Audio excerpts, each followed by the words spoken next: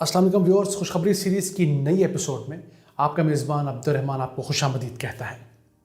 आज मेरे पास आपको देने के लिए 4 खुशखबरियाँ हैं और सबसे पहली खुशखबरी घटती हुई महंगाई से मुतालिक है। याद रहे, हम चंद चीज़ें डिस्कस करेंगे जिनकी कीमतें कम हो रही हैं, जबकि चंद ऐसी भी हैं जिनकी कीमतें ज़्यादा भी हो रही हैं, लेकिन हम कम होती कीमतों को डिस्कस करेंगे।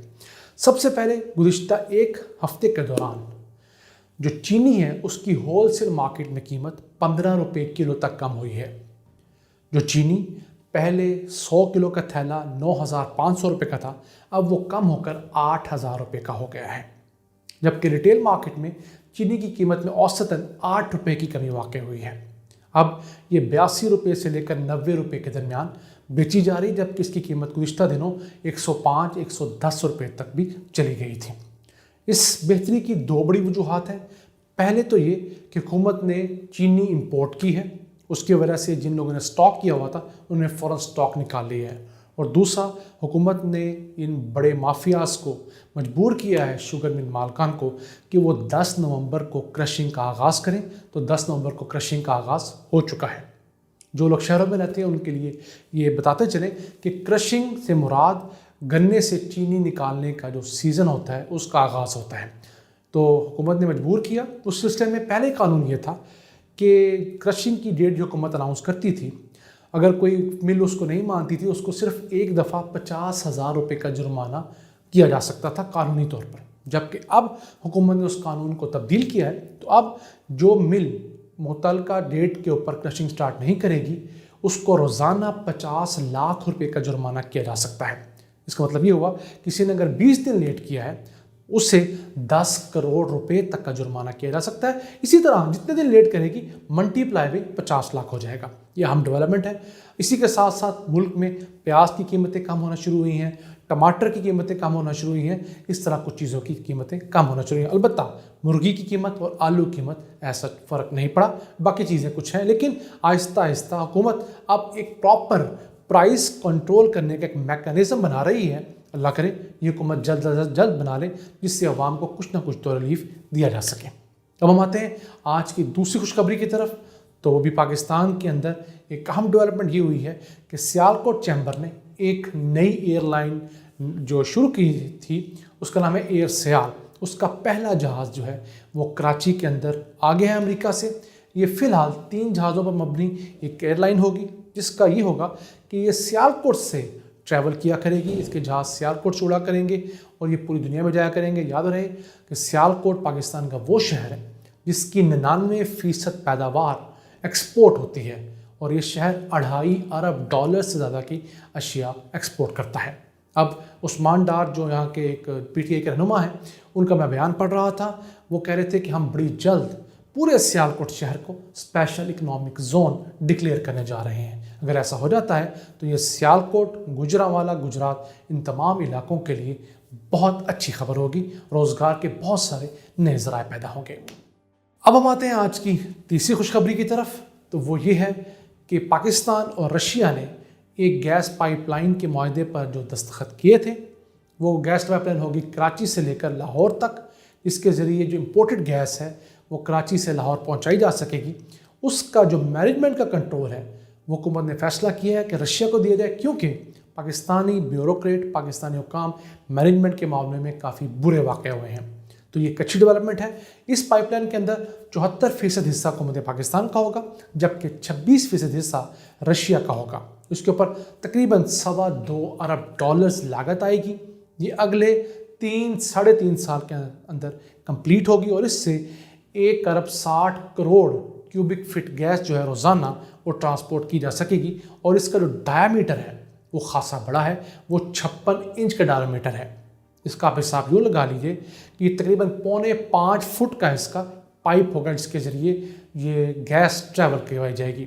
इससे ये होगा कि जो पंजाब और पंजाब के दीगर इलाकों में गैस की शॉर्टेज है इंडस्ट्री के लिए, वो शॉर्टेज काफ़ी हद तक कम की जा सकेगी। अब अहम सवाल ये है कि इसकी फंडिंग, तो इसकी फंडिंग का बंदोबस्त बहुत हद तक हो चुका है। वो इस तरह कि हुकूमत ने एक टैक्स लगा रखा था पिछली हुकूमतों ने, जिसको GIDC कहते हैं, गैस इंफ्रास्ट्रक्चर डेवलपमेंट का जो टैक्स था, उस टैक्स के तहत हुकूमत को 417 अरब रुपए आने हैं मुख्तलिफ इंडस्ट्रीज से। वो सुप्रीम कोर्ट में वो केस लटकाया गया था। इस हुकूमत ने आकर मीडिया के प्रेशर पर वो केस लड़ा और उसको ये हुकूमत जीती है। तो अब ये पैसे आहिस्ता आहिस्ता इनको मिलना शुरू हुए हैं। वो जैसे जैसे पैसे मिलते रहेंगे ये अहम पाइपलाइन जो है वो कंप्लीट होती रहेगी।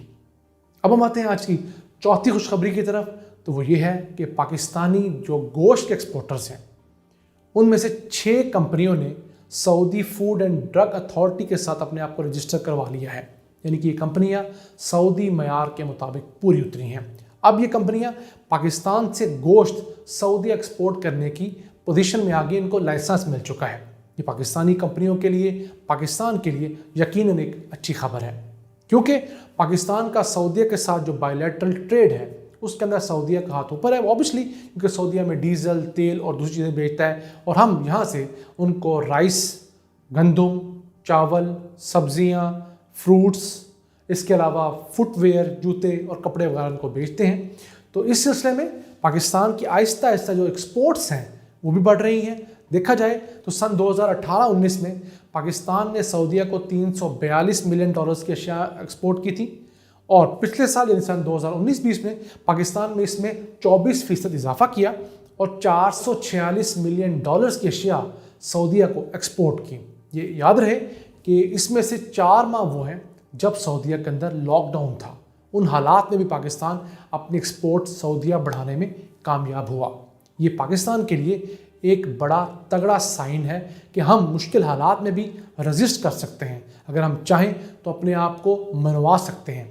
अब करना ये है कि हम अपनी टेक्नोलॉजी बेहतर करें, लोगों को इक्विप करें, अपनी फैक्ट्रीज़ को, अपने स्लॉटर हाउसेस को, इस तरह की तमाम इंडस्ट्री को आलमी मेयार के मुताबिक लाएं।